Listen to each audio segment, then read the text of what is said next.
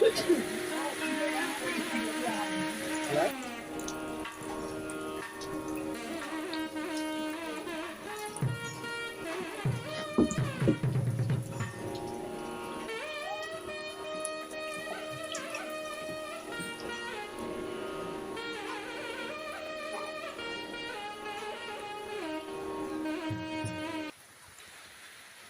இனிய வணக்கம்.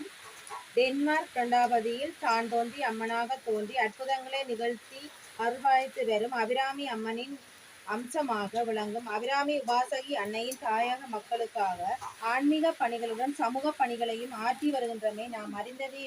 அந்த வகையில் ஜெர்மனி நாட்டை வதிவிடமாக கொண்ட டென்மார்க் ஸ்ரீ அபிராமி உபாசகி அன்னையின் நீண்டகால பக்த தொண்டர்கள் திருமதி புஷ்பகாந்தன் தாரணி தம்பதியினரின் 25வது பிறந்த நாள் 26/1/25 ஞாயிற்றுக்கிழமை முன்னிட்டு தாயகத்தில் கிளிநொச்சி மாவட்டத்தில் வறுமையில் கஷ்ட துன்பத்தில் வாழ்ந்து வரும் மக்களுக்கு உதவிக்கரம் நீட்ட முன்வந்துள்ள நிலையில் திருமதி புஷ்பகாந்தன் தாரணி தம்பதியினர் அபிராமி உபாசகி அன்னையின் அருளாசியுடன் 26/1/2025 ஞாயிற்றுக்கிழமை 30 குடும்பங்களுக்கு தலா ரூபாய் 3000 பெறுமதியான உலருணவு பொதிகளை வழங்கி வைத்துள்ளனர்.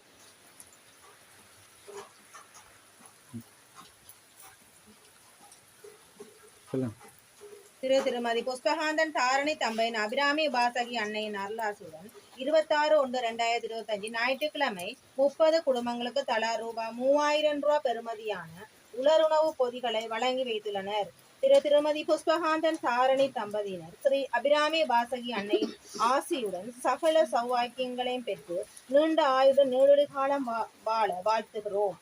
ஆன்மீக பணிகளுடன் சமூக பணிகளையும் ஆற்றி வரும் அபிராமி உபாசகி அன்னை ஏழாலை பகுதியில் திருமதி திருநாவுக்கரசர் மகேஸ்வரி தம்பதியினருக்கு தெய்வ அம்சம் கொண்ட தெய்வ குழந்தையாக அவதரித்து அவரது 9வது வயதில் அபிராமி அம்மனால் ஆட்கொள்ளப்பட்டு அச்சிறு வயதில் ஊர் மக்களுக்கு அருள்வாக்கு கூறி இன்னல்கள் தீவினைகள் களைந்து ஆசி புரிந்துள்ளார்.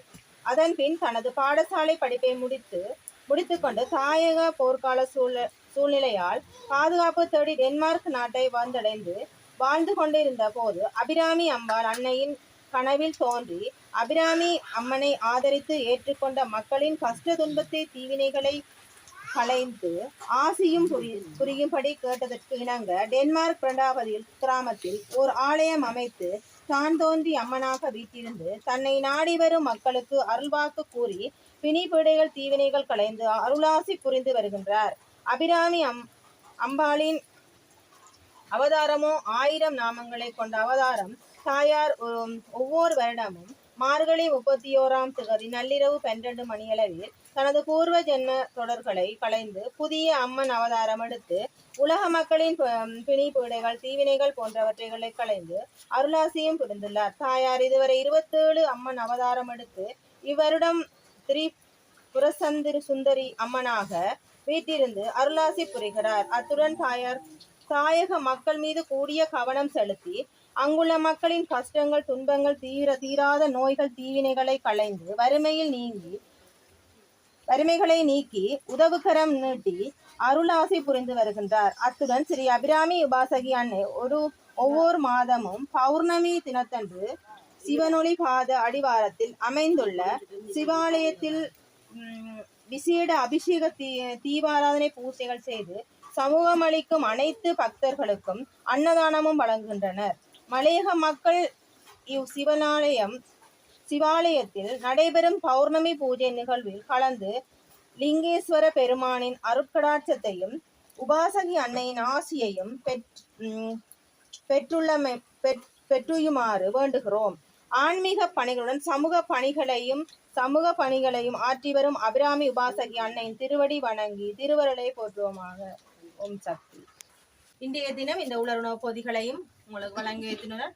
அவர்களும் அங்கு மழை பனி குளிர் பாராது அங்கு கஷ்டப்பட்டு தான் எவ்வளவு கஷ்டத்தின் மத்தியில் இந்த உலருணவு பொதிகளை எமது தாயக மக்கள் கிளிநொச்சி மாவட்டம் ஜூனியன்குளம் பிரதேசத்தில் வறுமை கஷ்ட துன்பத்தில் வாழும் மக்களுக்காக இந்த உலருணவு பொதிகளை வழங்கி வைத்துள்ளனர். அபிராமி அம்மா ஊடாக அவர்களுக்கும் எங்களது மனமார்ந்த நன்றிகளை நாங்கள் தெரிவித்துக் கொள்கிறோம்.